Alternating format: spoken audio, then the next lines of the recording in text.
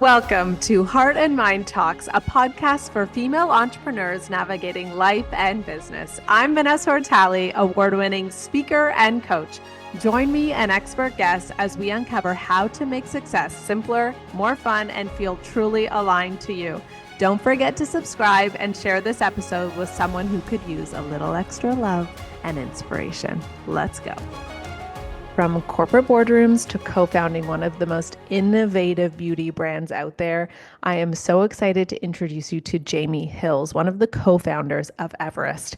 In this episode, we're going to talk all about why she left the corporate world and how she actually created the brand Everest, how they went from ideation and this little idea to actually finding investors, launching, and then increasing their sales. So if you have an idea that you want to launch and or you want key success tips for how to grow online sales, this episode is for you. Enjoy. Hey, Jayme, how are you?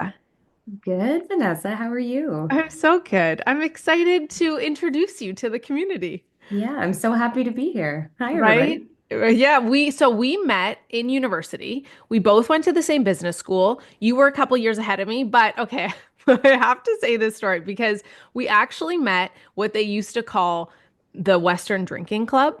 Right. And okay, so you have to tell your story because I don't think I know this of how you actually got into the club because okay, let me give you some context. I was like Okay. this goody goody. I literally did not even drink going to university. hmm And when we went, so Western has this like clubs week where all the clubs set up booths, right? And there was this guy, he was so sweet. Birch, what was it, hmm Birch's first name? Do you remember? Jason. Yeah, okay. So Jason was so sweet. He's like, it's basically like student council for university. We plan all these events. I'm like, this sounds great. And then I join, and literally they're like, oh, you're part of the drinking club of Western. I was like, how the hell did I accidentally join the, the So drinking funny. I club, still right? can't believe too. It also was very uncharacteristic of me to be on that club. Right? I Okay. don't know how I ended up there. I'm trying to think of like what my thinking was at the time. I'm always maybe one to try to embrace like the culture of where I am. So like maybe it was like going to Western. I was like, this is what you do at this school. Like this is part of the vibe here. I want to like have the full experience. Maybe that's what I was thinking, but it's so Yeah. funny because I'm also wouldn't have pegged myself as the kind of person to be in the drinking club. And funny enough, like I stayed in the club for a couple years just because, when I commit to something, I usually try to see it through. But ended up being like the philanthropy commissioner on the club. So I was like the drinking club, but I was like doing like the charity Right?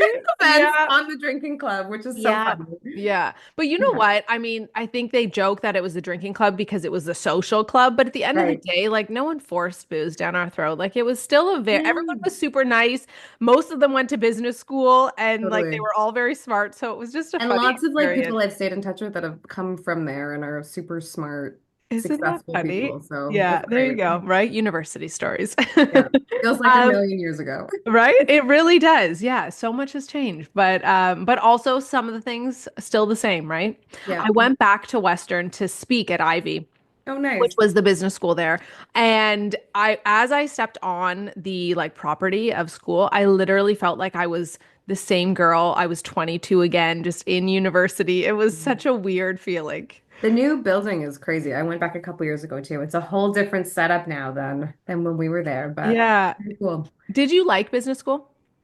I did. I feel like I was a bit of an anomaly for Ivy. I think there was a lot of people that were into finance and iBanking and accounting and consulting. And there was like a handful of us who were actually interested in marketing and were a bit more creative. There was not very many of us. So I feel like I was a bit of the exception there, but overall, like it was a great experience and I made tons of incredible friendships there, including my co-founder of Everest, Jessica, who was in section two and was like a neighbor at Western. She lived just in the red brick townhouse beside me. So it's funny That's that we so ended up cool. starting a company together. Yeah. I mean, I honestly feel the same. I loved business school, but I didn't even recruit. They go through this like really rigorous recruiting process for all the things that Jamie just mentioned. And I was Yeah. just like, it doesn't feel right for me because I was always more entrepreneurial, right? So, yeah. Was It's she? fun. Yeah. Yeah. I was gonna say it's funny, like I didn't at the time, so I went through that whole recruiting process, ended up at Procter and Gamble, but I didn't feel like the entrepreneurial thing didn't come to me until later, which is funny. Mm. Like Jessica, my co-founder, was very entrepreneurial from the beginning. She did the entrepreneurship stream, but for me, it was kind of a later evolution, I think, driven by probably some of the changes in my life around the time that kind of pushed me there. So, what Okay, were so you let's go there. saying? Yeah. What do you think brought, because there's always the conversation of are you born an entrepreneur or is it built? Yeah, good question. I would say I definitely think there's a profile that of people that are born an entrepreneur. I think people that are natural risk takers who have that like boundless energy and creativity. I think there's probably people who more naturally gravitate to it. I would say I probably am not the kind of the archetype of the entrepreneur. I think sometimes I have to force it a little bit because there's certain things like maybe overthinking things or being cautious in different ways. Like I have to kind of like force myself to do it. But at the end of the day, I think that brings a different dimension as well. And also having a co-founder, I think, rounds out the skill set a little bit. But I do think some people are naturally drawn to it. And then I think there's others who maybe that muscle isn't as strong from the beginning, but you have to kind of develop it by doing, which is, I think, what's happened a little bit with me and with Everest. So do you consider yourself an entrepreneur now? And do you feel like Oh, an definitely. entrepreneur? A hundred Yeah, percent. okay. 100%. Yeah, we've Yeah. definitely been through it and like so many ups and downs. I don't think there's any better, not any better. It's kind of like, I guess, becoming a parent in the way. Like it's this huge journey of like self-discovery and there's highs and there's lows and you just learn a lot about yourself in the process. So I definitely think there's lots to learn still. I love learning. There's lots to go ahead still and to learn, but I think we've learned a lot already as well. I think even what you just said of loving to learn makes people a good entrepreneur if they want to go there because it's always Right. changing, right? That's what I love about having my own business is it can always be different. You're always like Yeah, learning new things and it really keeps me excited and engaged because things are always changing.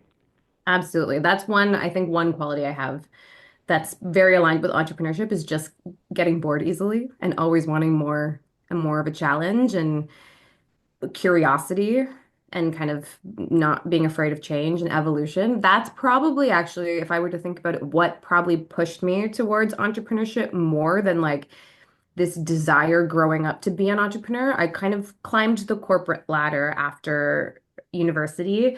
First at P&G, and then I was at L'Oreal for almost a decade. And I just got to a point where I didn't feel like there was any farther I could go without drastically kind of changing my life or moving somewhere else. I kind of just hit the top rung and I felt like I wanted to have more impact. And I knew that if I wanted to, I was going to have to do it myself. So that's kind of, I think, what pushed me in that direction is just that desire for more of a challenge, I guess, in a way, or more ownership over my destiny, I guess, is maybe the best way to put it. That kind of pushed me into entrepreneurship. And also a desire for more flexibility because this was all happening as I was starting to have children and wanted to be able to really design the lifestyle that I wanted to have. Yeah. Yeah. And so bring me back to that moment when you're thinking, okay, I need more change. I want a different lifestyle and I want to control my career. What were your first steps? Did you approach your co-founder thinking, okay, we want to do something different, or where did you go from that feeling? Good question. I would say it was a long process, and I would say over many, many years. And I would say, like, kind of everything we've done with Everest, it's kind of just like following the breadcrumbs versus having like the full vision from the outset. I think that could be it's really hard to predict, first of all, and it can also be intimidating. So I would say, like, probably my last 5 years at L'Oreal, I was starting to like think about the idea and think about different ideas, what it could be, looking at like some modeling of what businesses could look like. And then Jessica and I started talking like somewhere in that period. And it took us like a couple of years of chatting through ideas, modeling out different businesses we could do before we even decided, okay, we're actually going to do this together.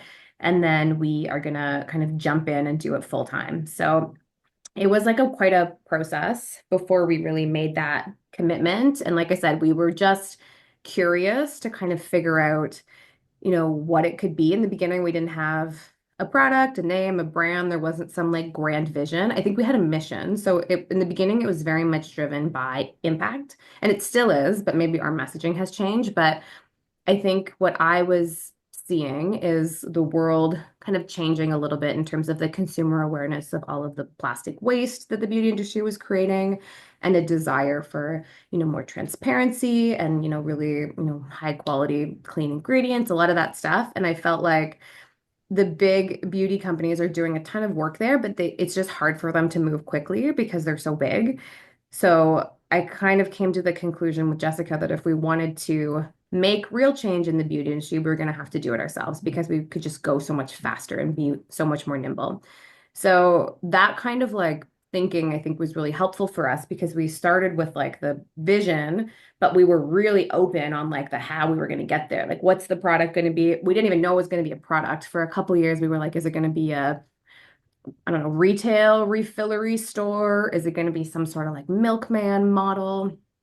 And then it took us a couple years of like figuring all that out. No, that's going to be really capital intensive. That's probably not a great idea before we landed on product. And then once we landed on, okay, we're going to do a product, there was a whole other journey after that, coming up with this really innovative hair care concentrate concept that we have. So it was a several year, lots of curiosity, explorations, feeling things out, kind of bouncing ideas off people before we started to narrow down in one direction. But even there, like we still, after launching, have continued to like refine and refine and refine. And we keep going, refine and refine and refine, which is what makes it exciting. Like it's not a static thing, it's always an evolution. Yeah, I love when you describe your story because it's so clear those next steps that you're talking about. And I talk about this all the time with my clients and the community that you don't have to know. Just keep following those breadcrumbs and it'll evolve. Exactly. And just like talk to people. Like I feel like that's the fastest way to learn. Like in every conversation, can give you another breadcrumb in a direction. They'll say, "Oh, if you're interested in that, you should talk to this person, or you should go check out this product or something like that." Just follow your curiosity and don't feel the pressure to know 10 steps ahead where you're going. Just look, if you have like kind of the vision of what's important to you and the mission part and kind of the overall parameters, like just within that, follow the breadcrumbs and see where you end up. It can take you really far. Yeah, and really nothing's a waste, right? Because even Yeah. your corporate experience brought you to where you were. Oh, 100%. It's so valuable. Like I would say in the beginning, it was almost a detriment, to be honest. Like Jess and I had to unlearn all of our corporate pedigree and learn how to be, again, scrappy entrepreneurs who were moving quickly and building from the ground up. And just now, like 4 years in after launching, are we starting to be like, okay, let's put back in place like some of those processes that we used to do. And like we're building out our team. So let's get like the right people in the right seats. And how would we have done this, with our budgets from the past? So it's a very different animal now. But in the beginning, it was so funny. We really made a lot of mistakes because we were coming from that background. And there's a lot of rigor that was like really helpful there and a lot of connections in the industry, of course, but it's a very different experience being an entrepreneur versus being in a corporate, exec role. Yeah, I love that you explain that because I do see the difference. I even see the difference in being an entrepreneur, having your own business, being a freelancer. Right. And then when your company gets big enough that you start to make a corporation, Right. they're all so different.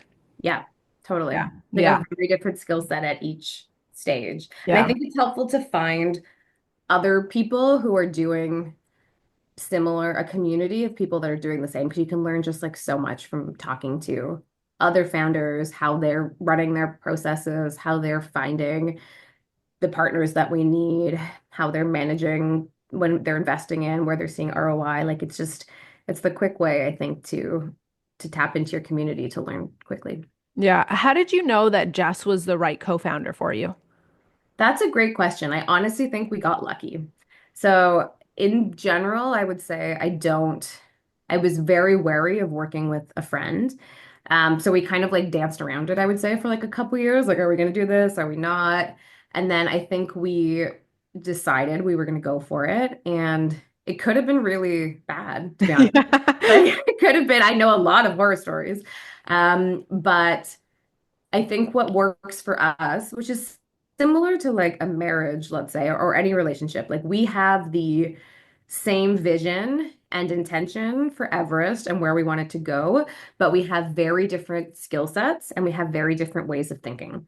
So at the end of the day, like we're able to always come together and collaborate because we see that bigger vision and we know how important our partnership is for that vision. But the way we think is totally different. And that worked out really well for us. Like I think if we were both, like it just happens like in the beginning we were kind of both in the middle, I guess, as we were both marketers. So we're kind of in the middle. And I ended up leaning more to the creative side. And I think she leans more to the finance ops, like general management side. And we kind of like leaned out in each of our respective directions. And that kind of like rounds out the profile of the two of us together. But it could be very different if we ended up both wanting to be on the creative side or the opposite. It would have been tricky. So I think we did I didn't really know that much about her skill set and strengths before we started, other than she had a marketing background like me. But I think we got lucky that way. And I also think it's important to us to make it work. We know how important our partnership is to the success of our business. So we just have so much respect for each other. And I think try to have a lot of transparency and open conversations when we need to. And also make decisions together, even though we have our respective, parts of the business that we oversee. I think generally we always try to make decisions by consensus. There's never been my creative decision outranks yours because I'm in charge of creative. We try to always get alignment together so that neither of us feel resentful, because I think it's really important that we feel like we're on the same page. Yeah, I love that. And it's also just so nice to have those examples of really good co-founder relationships. And I mean, it does sound like a marriage even when you're talking about it. So you're actually married to two people, Jess and your husband. Exactly. And Stu. Yeah. Yeah, that's so cute. I love Yeah. it. So bring us back to when you had this idea. Yeah. How I love people's stories of creating product because I've always created service-based businesses, whether it be, coaching events, all that sort of thing. So an Mhm. actual product, and I'm the type of entrepreneur that also has a list of products that I might want to Oh, start. I have Want to a start a million product, right? too. Okay, you Yeah. too. Yeah. I want Always. to start a Huge. product. So Yeah. if somebody wants to start a product, Yeah. tell us what you did in that, because all of it seems so daunting, right? Like finding your So daunting. prototypes and all that. So go Yeah. from the beginning. Totally. So it depends on like what industry you want to start a product in. So I would say I can speak to beauty, but I'm not an expert really on any other industries. I'd imagine there's like a different path to product for apparel or for, home goods or whatever it might be. So in terms of our path, so beauty is a little bit different. It can be a bit complex, but in general, in the beauty industry, almost all products, even by the big guys, are made by contract manufacturers. So these are like manufacturing partners that basically take your formula and they like manufacture it in scale and you kind of buy it from them and then you pass it on to your customer. But that's kind of like the formulation side. And then obviously you do your own branding and usually you have like a chemist formulate for you. They can either be like affiliated with the manufacturer or they can be an independent chemist, or on your team, an extension of your team. So there's a couple ways into it, but basically, generally, you need to find a partner who's going to manufacture with you. And that's the biggest challenge, I think, when you're small, because you need one of them to really take a chance on you. So I would say Jess and I met with probably a dozen contract manufacturers when we were beginning. And we had this idea for a product, and it was super tricky to get somebody to jump on it because basically I don't think we really realized, even though we have this like beauty background in, some of the big beauty companies, but I don't know if we realized how differently we were approaching this process versus how most people would do it. Like generally what you would do, a lot of these contract manufacturers have like libraries of kind of products you can pull from, like and white label it so you can put your branding on it. Or you can bring in an existing product that's on the market and say, hey, I want to make a blush like this rare beauty blush, and I want to change it a little bit and put a peptide in it and call it my brand name, whatever it is. So that's how I would say the vast majority of beauty products are created. And that's a way in if you want to do it that way. That's probably the way I would recommend. Yeah. What Jess and I did is we went in and we were like, okay, we've invented this thing in our heads and we want to try to create this product that doesn't exist, that's never happened before, out of nothing. And like, do you want to like go on this journey with us? Like, does your chemist want to like buy in and like spend all this time developing something that doesn't exist and like kind of go on this wild goose chase? And of course, like the vast majority of them said no. So, but Explain too to me, what does their revenue structure look like? So if you're paying them, yeah. why do they need to buy in? Or are they taking a percentage of your sales?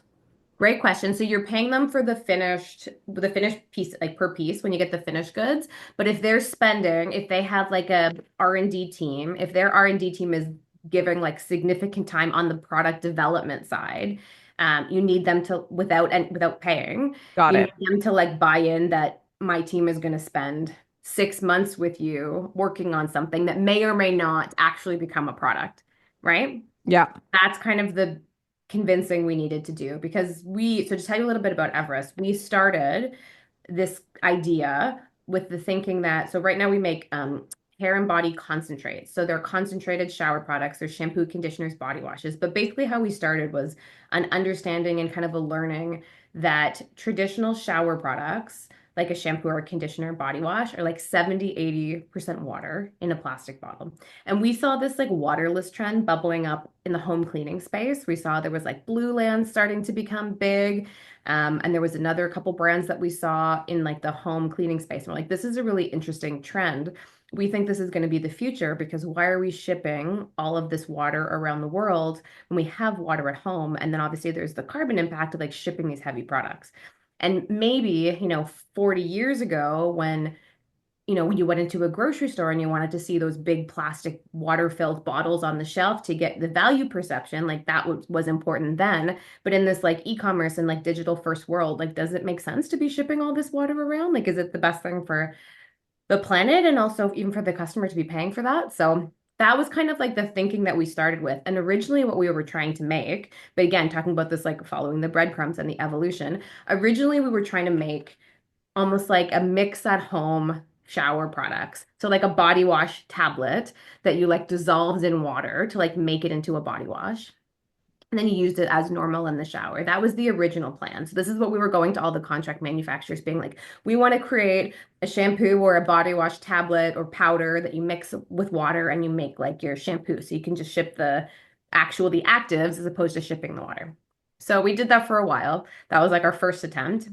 And after like we got one of these chemists to say, okay, I'll take a chance on you and spend some time on this and formulating for probably like 6 months, we just kind of came to the conclusion that this is going to be really hard to get people to use this because there was a couple challenges. First, there was like the challenge of like the extra step of mixing it. Then there was the challenge of we had coming from our corporate backgrounds and all the kind of experience from there had a concern about like the contamination of the water people were adding in. Then there was also the consistency. It was like really runny. You couldn't get the right like texture. So it just wasn't working. So we almost like hit this like roadblock for a while and we're like, shit, this isn't gonna pan out.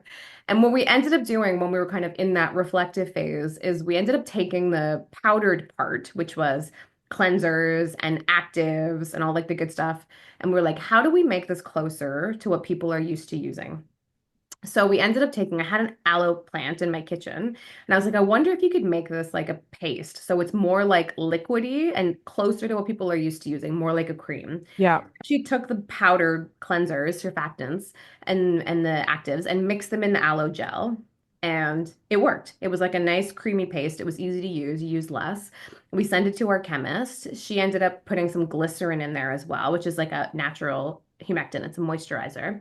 So that's how we actually got to this composition that we have, which we have a patent pending on. We're the first ones to ever Cool. invent this, which is basically like the easiest way to understand what our concentrates are. It's almost like if you had a shampoo bar and you like ground it up and you put it in your moisturizer. So we have like the actives and the cleansers, but we're putting them in this base of aloe vera and glycerin, which at the time it was to make it easier to use, to make it more similar to like a liquid shampoo, but also we wanted to make sure the formulas weren't harsh because they were like concentrates. So all of this moisturizer in there kind of buffers like the surfactant. So you get this beautiful lather, but it's like really, really creamy. So you get like Yeah. a cleanse, you get volume, but it doesn't strip. It doesn't like make your scalp feel dry. Actually, a lot of people have like the total opposite effect, which is where they can't believe how like hydrated their hair or their skin is. It's a very, very different feeling.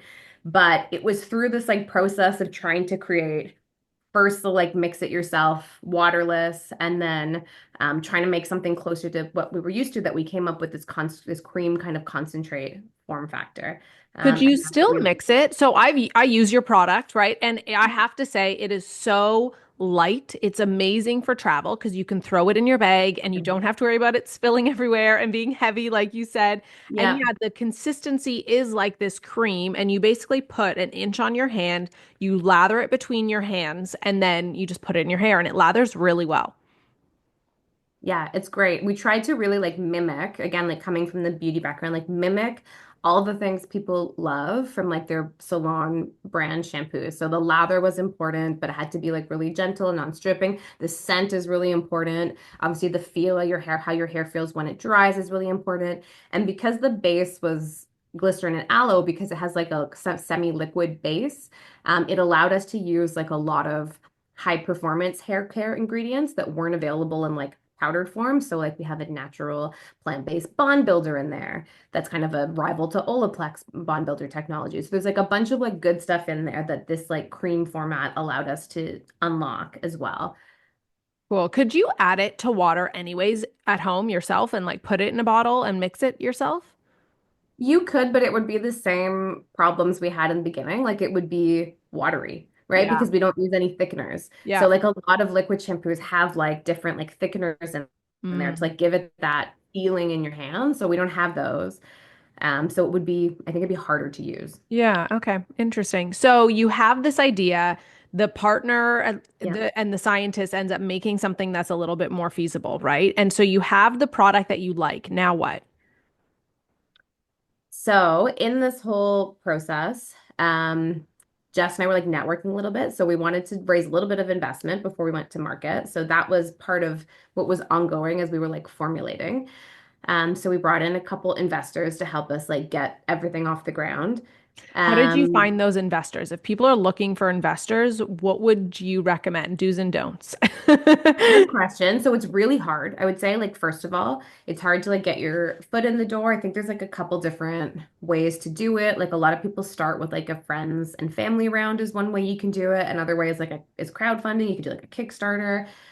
We were looking for angel investors, so we went to like a bunch of like angel investor events. They had like some pitch competitions that we went to just to watch, not to actually pitch, but to just watch and kind of meet people. So that was how we met our original investors. We got really lucky. It was like maybe 2 months before COVID that we met them.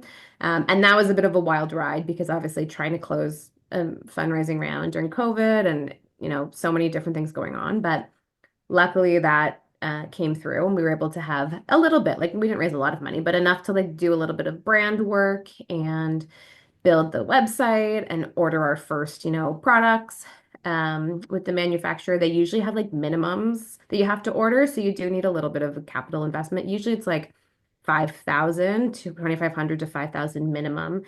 And you order the packaging and you send it to them and they kind of put it all together and send it back to you or to your warehouse. So that's kind of the process. Um, How much did you guys put in yourselves? we each put in to start 20,000.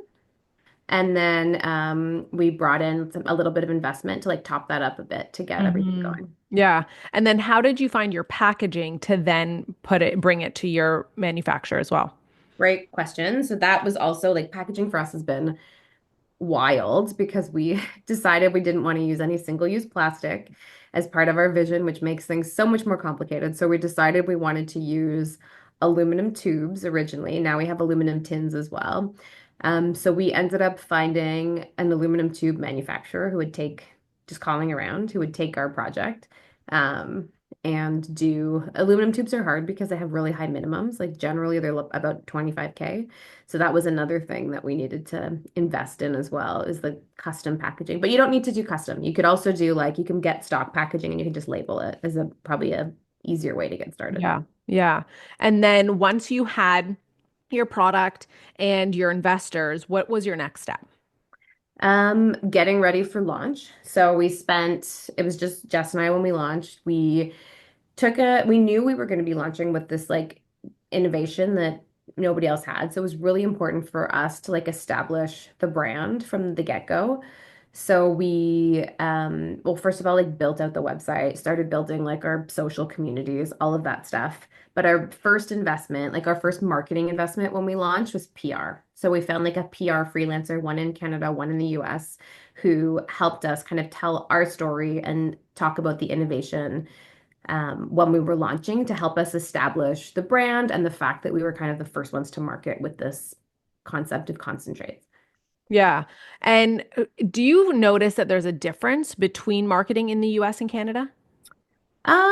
You definitely need like a, yes, there is for sure. And you definitely need like a local, if you're doing PR, you definitely need a local person because it's all about the relationships. Hmm. So if you have intention, we launched in Canada, US at the same time. You could always launch, Canada only if you wanted to. It'd be probably a little bit easier to learn here. But we always had our sights set on the US market. So we knew we needed a freelancer there who was well connected. Neat. And at the beginning, you were just selling online on your website. We were just selling D2C. Okay. So Yeah. then how do you go from your website to now? I mean, you're in Whole Foods and a ton of different retailers. Yeah, that's a good question. I would say because we got really great pickup from the PR. Part of it was because we invested in branding, which I think is can't be understated how important that is. I think it's really, really important, especially for like brands. It's so funny, like when a brand has like nice branding, they just feel more established. If you make that investment, like it was just Jess and I, but it seemed like I think we were a bigger brand. So we got some great PR pickup. Obviously, in beauty, there's not a lot of like real newness. As I said before, there's a lot of like similar to this product, but with a twist or kind of off the shelf stuff. So to have like a totally new innovation, I think people were really excited. So we ended up getting like a huge pickup for the PR. We've won to date 20 different awards, including in our first year, we won Time's Best Inventions Wow. and Fast Company World Changing Ideas. We've won Cosmopolitan Holy Grail products, awards from Elle, Bustle, Men's Health. There's like a bunch of them. So like the PR really helped us establish the brand and get a lot of buzz when we launched, which led to a lot of the retailers coming to us.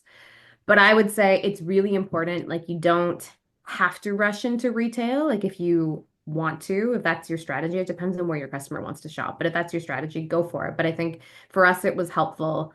We almost went into some of the retail too quickly, and it was important for us to like take some time and crack our e-commerce business first because it helps us grow the brand awareness and that like almost like flows into our retail partners. Yeah. So Go to the now would you say most of your sales come from retail or online? No, I would say 80% of our sales are direct to consumer. Yeah. Okay, that's awesome. I mean, great for your bottom line too. Yeah, it's great. It's expensive to acquire them if we're like acquiring them through ads or something like that. Or a lot of it, I would say the majority of it is like organic and word of mouth, but it is expensive to run digital marketing. But we like having that direct relationship with our community because it informs everything that we do.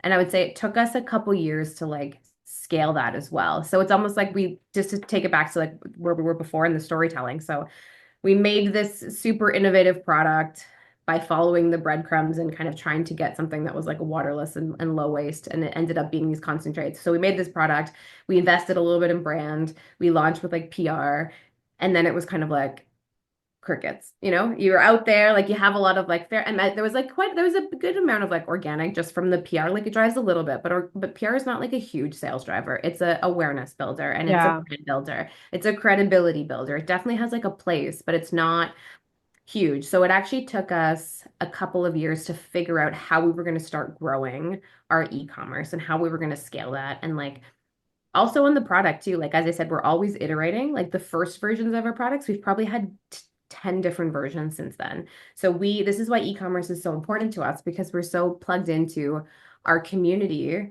We can talk to them and they've given so much feedback and they're so aligned with our mission. So they're wanting to be helpful, which is incredible.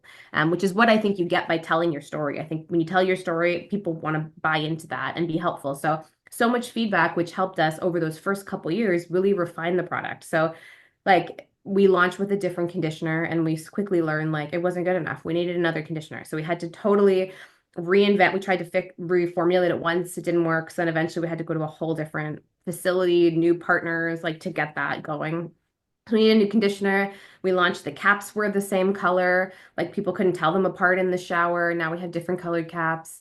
There's so many things we changed. In the beginning, we were calling them waterless concentrates. People thought that you didn't use them in the shower. It was like a dry shampoo. Like there's so many things that we didn't know before we launch and like put it out in the world. And you kind of have to just like at some point be like, okay, this is as far as I can get it.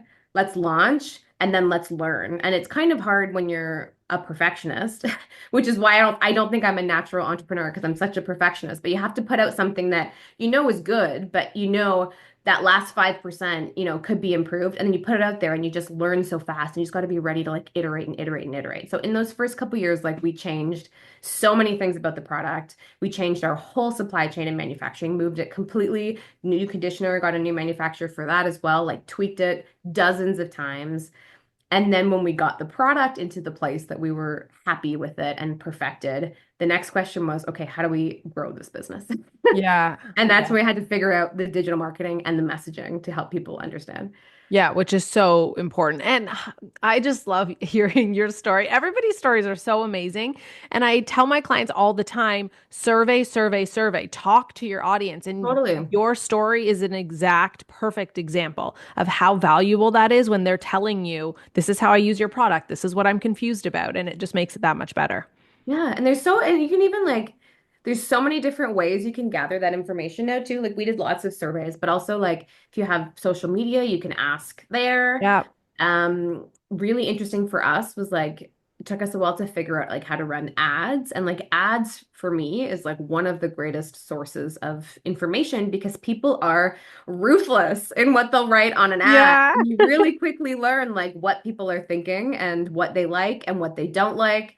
And we're lucky because we have this loyal community and a lot of people love the product. So that enthusiasm on our ads is actually what really like helps them be efficient.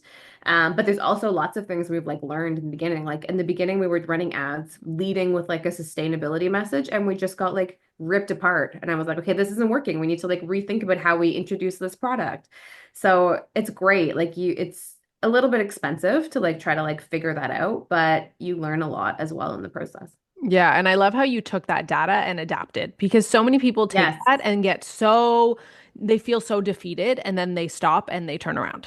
100%. Well, don't like, I will admit I felt defeated many times. But the nice thing about having, for me, I think that as much as like it's great having a partner for the business and all the value Jess brings to the business, I also think one of the biggest pieces is just it was a commitment. And like even though I wanted to stop, having her and having some investors that were wonderful and supportive, like I will not stop.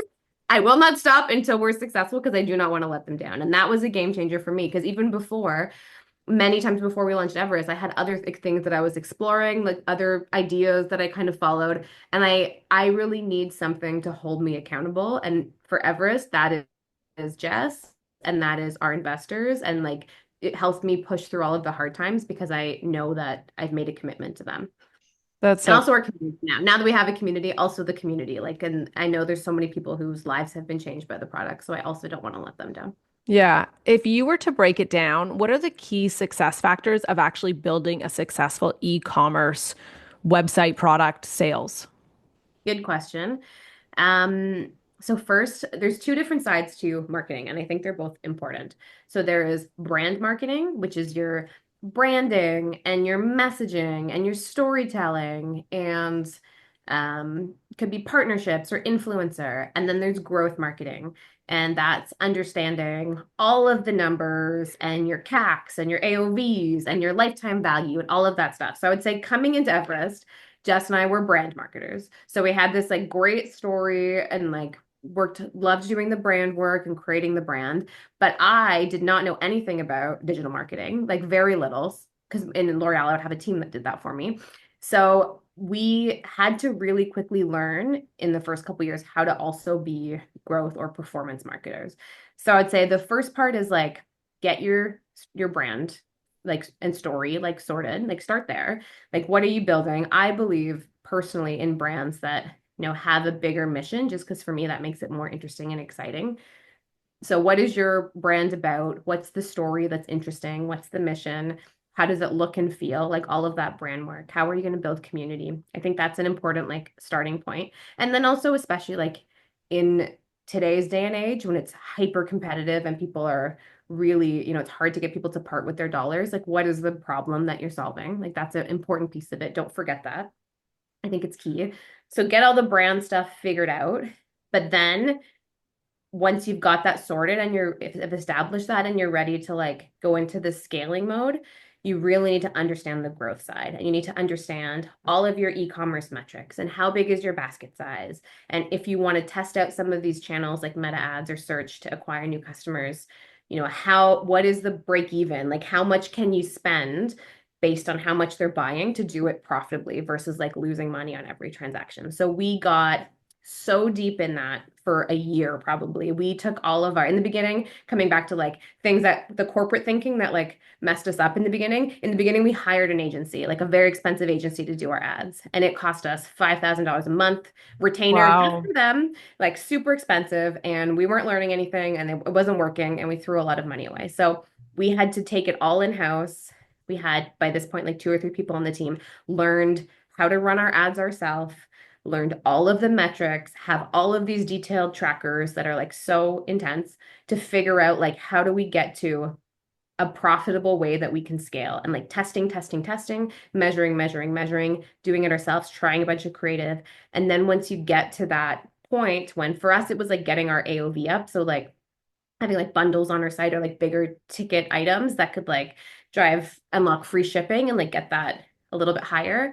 Um, Once you like crack all of those things, then you can start like growing and investing more and like scaling. But you really have to learn yourself. I think there's no really like shortcut. Like get into the nitty-gritty and like understand that part of the business. Yeah, because you touch on something really important, I think, and I actually made the same mistake, right? I believe that people outsource too quickly and they're Mhm. not actually learning the key elements that Yes, they need to know as entrepreneurs. totally. Yeah. What are And I some, think in the yeah. beginning, there's like so much to learn. So like I think it can very easily happen because you only have so much like bandwidth, but it can definitely be a money waster if you don't understand it well. Yeah, and I think, I mean, there's all the sayings of stick to your zone of genius and outsource everything else. So I understand Right. why people go that route, but what do you think that balance is of what do you need to learn and do Mhm. yourself, and then what do you need to outsource and when? That is such a good question. Um, I don't know. I do think that you need to understand the fundamentals. So I don't think you need to be an expert in any of those things, but I think in the very beginning, if you're trying to get that traction and that product market fit, it just serves you better to understand the kind of nuts and bolts of the business. And then as you start growing and things become more complicated and you need more like subject matter expertise, then I think you can start to pull experts in. Yeah, I agree with you. I think it's a timing thing. It's a timing thing for sure. Yeah, Yeah. yeah. What are some other mistakes you feel like you made in your Great question. business in the beginning and even now? So it's my favorite topic. I love talking about mistakes because I think people don't talk about it enough, and then we all assume like we're just fucking up left and right. But I think everybody is, and they're just failing forward. Outsourcing too early definitely is a big one, and like the cost associated with that. Um, Mistakes. I don't think it's a mistake because it's turned out to be our advantage, but I do think we made it super hard for ourselves by like launching something so innovative and also putting such strict sustainability parameters on what we're doing because like we built Everest to be as close to a zero waste company as possible because we thought that's what the future of beauty needed to look like. Which is really important to us. And I'm glad that we did it that way. But it's really hard from like a sourcing point of view, from a costing point of view, to hold ourselves to such rigorous standards. But I wouldn't change that. I think that's why this has value to me. It's really personally important to me. So that's key. But it is hard. And also on the innovation side, doing something totally different that didn't exist before. There's no rule book to follow in terms of how to make these products. Was also super hard. So maybe for my first business, I might not have done that. It's definitely like a lot easier ways in than that. So probably do not recommend. Um, what other mistakes did we make? There's so many things. I think we probably went into retail too early. I think needed to understand, find product market fit and like nail our messaging on D2C e-commerce first before we expanded. And for us, like a lot, like the last like 18 months, we've had this amazing, growth, 10x growth because we nailed the messaging. And for us, I didn't speak about this yet, but originally talking about waterless concentrates in a sustainability way didn't resonate and I think didn't cut through. But we started explaining the products as hair care meets skincare and this idea of they're a hybrid between, shampoo in your moisturizer and all of these things and targeting people who really wanted that like extra moisture in their hair or their hair was feeling more brittle. Like that's what works for us. So nailing that messaging has really unlocked a lot of this growth, just making it more intuitive. I think coming back to our products are really complicated and it's hard to explain them. So how do we find a way to like explain them simply that people understand right away? So cracking that was really key, but we went into retail before we had fully cracked that. So I probably would have waited a little bit longer. Um, what else? In the beginning, our first hire was way too senior. We should have like we've had the best success with hiring. Now we're starting to bring more of that like senior talent back in, but like we have such a good team. I just adore them all, but like, they're all starting focused in the first couple years on like really smart, hungry, creative, kind of like intuitive people that can like do a bunch of different things, like that are kind of Jack or Jills of all trades and are willing to like get their hands dirty and be scrappy and like try stuff. Like that profile really has done well for us Yeah. versus people that came in at the high level that Jess and I were in. Like it's hard to scale down. And we've been so happy to like grow some of these team members with us, which has been awesome. So we have an awesome core team. So not hiring too soon and not hiring too senior. Yeah. We've been really focused on profitability. We are profitable, which is like really hard. The majority of like venture-backed companies are not. For us, it's been really important. So I would say that's probably something we did. We probably wasn't our focus for the first year. And then the whole, venture landscape swung to like being really profitability obsessed over growth obsessed. And we really nailed down on that, brought everything in-house, like learned, and that allowed us to get to profitability. So that was important. Um, What's your end game? Do you want to sell? I think at the end of the day, like we have this vision for creating what the beauty company of the future looks like. So I think we're open to how that's expanded.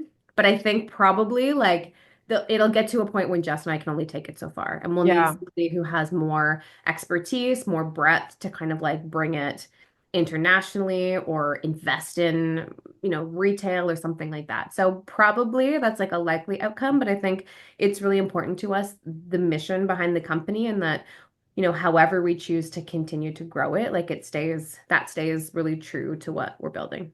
Yeah, it's so cool. I'm so excited to see how it all unfolds. Thank you. Yeah. Now, I want to go back to the very beginning because you said you started Everest, well, or wanted to start your own business for the freedom and flexibility because you're a Right. mom and you have two beautiful children. Did you create that? Yes, absolutely. I think the first year that I was a mom, I was still in corporate. So when Emery, my daughter, who's now 8, I had my mat leave with her, I went back to corporate for a year, and then I had my mat leave with my son, and I didn't go back after that. He's 6 now. And that's when I started Everest. So we started working on Everest. So yes, I think so. Like there's pros and cons. I think what was really important to me was to have flexibility. I think that's like the key thing that moms need or parents need in general is like flexibility. With that, of course, comes challenges because we work remotely, but we're in the office 1 day a week and we may go to more down the line. But most of the time I'm working from home, which is great because I'm here and I can, be here to put my kids on the bus or meet them after school for a little bit before I go back to work. So that is really key. But it also means like I'm working at home. I have this like blended life where they're always intertwined and I'm always at work and always thinking about it. But that's where I think it's really important, super important that you love what you're doing. I think if you love and you're really passionate about it, like it doesn't drain you. It gives me energy to work on stuff, but it does become extremely blended in that sense where you're kind of always have flexibility, but then you're always working at the same time. Yeah, I mean, I agree. I think it doesn't matter what your business is, but for me, my business is so much of who I am and like my passion. So I think it's also just natural. But I Yeah. also see entrepreneurs wanting to create another business for the flexibility, and then they end up working three times the amount. So, do you feel like you've been able to find that balance for yourself? Like, what does being an entrepreneur and a mom look like for you? Um, I think both of those are like huge buckets in my life, and I would say there's like transparently not much room for anything else. I would Yeah. say like they're both obviously being a mom is my most important job, and that's always priority, but also my business is really important to me and I love it as well. So I think I'm really in full on in both camps, and I think finding a little bit of time for myself on top of that has always been challenging, although as we're expanding and getting a bit of a bigger team, I'm trying to like carve out more time for that, but it's just very consuming. It's always kind of working or momming or working or momming and like cycling back and forth. And there's not a ton of extra space, especially in the early years. But you know what? I love Yeah. both of those roles so much that I don't mind that. Yeah, I know. I feel like my social life suffers a little bit Yeah. because I'm Yeah, I just would say like, so. yeah. I'm like, I need that time for me, and I'd rather be by myself or be in quiet and silence as opposed to with other people. But yeah. Right. And it gets easier. Like Mm. your kid is so young. Like it gets easier as they get older as well. They have a little bit more independence, but I think it's nice. Like my daughter's 8 now, and like I think she's very, into starting her own business and all of that stuff. So I Oh think it's my nice. gosh, that's Yeah. adorable. What It's business really does she cute. want to Well, create? this week it's a jewelry business that she's Oh, working on. so So cute. You got a little entrepreneur on your hands. yeah, exactly. So I think there's benefit in that. But at the same time, also, like she sees me working a lot all the time. So it's hard. And sometimes if she's here and I'm working, it's hard for her to be like, okay, they want to be with you, right? So there's always trade-offs, I think. Yeah. But I have to hope and I do believe that like it's for the positive. Yeah. What stage of your life are you in right now? Like, what do you feel like you need the most support with? And where are you, Jayme, as a person? Oh, that's such a deep question. I feel like I'm coming out of like the really intense. I hope so. I'm not knocking on wood. I hope I'm coming out of the really intense years. Like I think when the kids are under 5, they're obviously so full on. And I think Everest was also a baby at that time. Like we raised our a little bit of money before we launched in 2020, and then we launched in 2021. So when Everest was launched, Emery was 4 and Archer was 2, and we started the process when they were 3 and 1. So they were like really young. So the first couple years was just wild, and it still is now that we're like growing and like building out. Like it also is very intense, but I feel like we found the rhythm a little bit, and I think I'm in the stage now. I'm turning 40 this summer, so I'm in the stage where I'm trying to find a way to like carve out, I guess, a little bit more time for myself. um but we'll see. It's a work in Yeah. progress. Yeah. You really had 3 children, not just two. Yeah, that's right. Did you Exactly. know? So we're now in the stage of talking about having another kid. Did you know you were done at 2? Mhm. Yes, Yeah. absolutely. Okay. You had that like, so did you No have this question. complete feeling? Like, how did you know you were done? Total complete thing. I don't know. We just Yeah. knew it was Yeah. purely intuitive. My Yeah. daughter was like a really hard baby. Like she was very colicky. So I was like, okay, I know that I want to. Let's have another one like right away. And I was after that. Luckily, we were both on the same page. I think sometimes it's harder when you're not. Yeah. But we were, yeah, pretty. It wasn't even a conversation. I think we just knew, which is Yeah, nice. that's neat. I know. Right now, I feel like we know we're not complete, so it'll be interesting to Yeah. see when we have I another. feel like if you're like toying with the third, that maybe Yeah. means like yes, but it's Yeah. hard to know. Yeah. No, that's neat. And how was your pregnancy and labor and postpartum? It was great. It's interesting because when I was in corporate still, so it was different because I was going into like the office every day for both pregnancies actually. It was good. They were fine. It was like Yeah. my pregnancies were fine. Like postpartum was really hard for me with my daughter. Like as I was kind of saying to you before we started recording, it was a major identity shift for me. So I really struggled with that for that year that I was on mat leave. I felt more myself when I went back to work, which is kind of funny. Yeah. Um, and then I had Archer, and then I was home for that mat leave as well, and it was COVID. So it was an interesting like couple of years. It's just like a whole change of your identity. So you Yeah. have to like wrap for the positive for sure, but you have Yeah. to. wrap your head around it. Yeah, I feel like this year I've been going through that identity shift as well. Like, who am I? What does that mean? And Yeah. I went back to, I started working really quickly, not full time, Yeah. and I work one-on-one with clients. So I didn't want to leave them for too long, but there was that coming back that made me feel like me again. Yeah. It's hard too, like even just to think like it's so learning how to be a parent is so consuming, but also when you have something that's like important to your life, like work, and you just kind of stop it cold turkey, it's also a little bit of a weird feeling. So Yeah. Yeah. definitely I felt more like myself when I kind of got back into that rhythm. Totally. So let's pretend, okay, I want you to talk to your daughter because most of Mm. the people that listen to this are female entrepreneurs, and you have a little entrepreneur on your hands. What Yeah. do you want her to know about herself and about potentially becoming an entrepreneur? That's a good question. I feel like she is just naturally, I don't know how she got this way, but she's just naturally like a born entrepreneur. She's one of those like she is fearless in a way. I don't think it's how we've raised her. Like I think she just came out that way, but she's such a strong, feisty, fearless personality, which I absolutely love. But she's also has my side of being hard on herself and critical and a perfectionist. So I think what I would probably just say to her is like, don't be afraid to take chances, to fail, to try things, to follow your curiosity.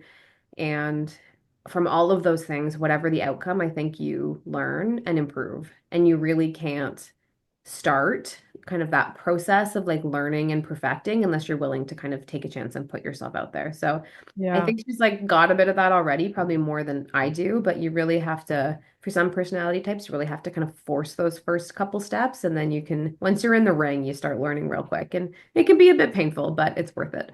Yeah. And now she'll have you to support her Right. if that's what she Exactly. chooses to do. Exactly. Yeah. Yeah. Is there anything else that you would want to leave as a message for other female entrepreneurs? Hmm. That's such a good question.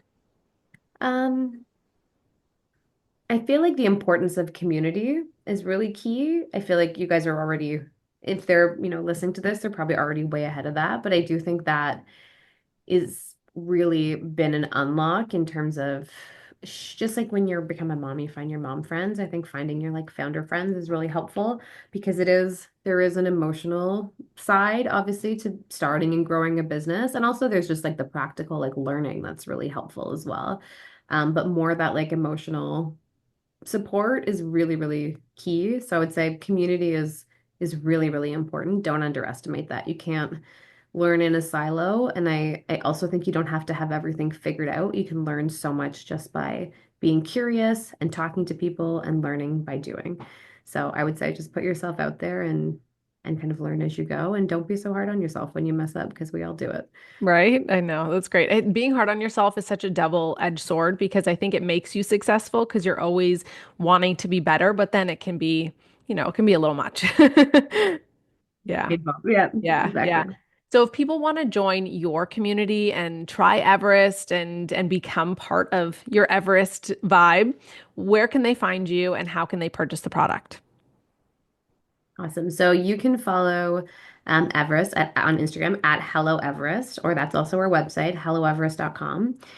You can follow me personally at jamie.everest. I'm trying to get outside of my comfort zone and show more of the side of building the business, which is not natural to me, but I think is really important. So you Well, can you're doing find a me great job. there. I love your videos. Thank you. I'm Yeah. trying. It's like really a force, something I'm forcing, but I got to get it done. And it really helps, I think, for people to see behind the scenes.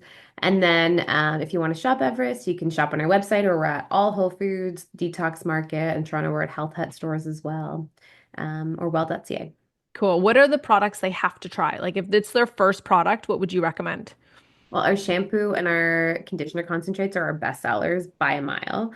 But if you're, not as experimental with hair care, we have a bunch of amazing body products as well. We just launched our after shower body oil. It's called the Body Oil Spritz. It's very cool. It's like Ooh. a multivitamin kind of spritz on body oil that like soaks in really quick and is the perfect hack when you're like always in a rush coming out of the shower and never put moisturizer on. So it's great. I need to get that. That's nice. I love a good moisturizer after the shower. Oh, it's so good. It's so Yeah. good. Yeah, that's awesome. Well, thank you so much for being here. And I love hearing your story. And I know so many people will love it as well. Awesome. Thank you for having me. This was great. That's all for today. Until next time, trust yourself, shine your light, and stay true to your heart and mind. Love you.